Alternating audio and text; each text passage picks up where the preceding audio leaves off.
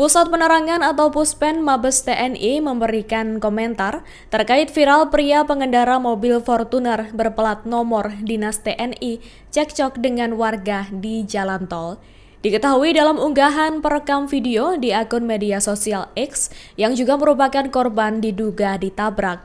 Plat dinas mobil itu diketahui sudah kedaluarsa Februari 2024. Kepala Pusat Penerangan atau Kapuspen Mabes TNI, Maijen Nugraha Gumilar menuturkan pihaknya akan mendalami dan menyelidikinya.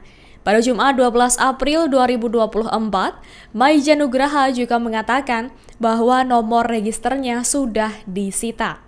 Adapun di dalam video diketahui bahwa cekcok terjadi karena adanya senggolan antar mobil. Pengendara mobil berplat nomor Dinas TNI menuduh perekam video sebagai orang yang menabrak pertama. Pengendara mobil berplat nomor Dinas TNI itu kemudian juga mengaku bahwa ia merupakan adik jenderal.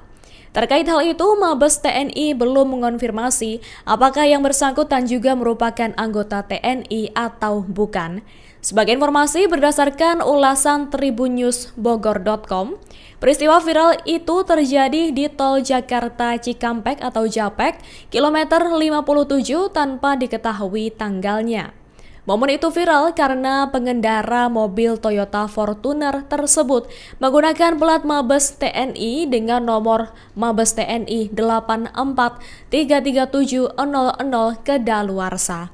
Download Tribun X sekarang, menghadirkan lokal menjadi Indonesia.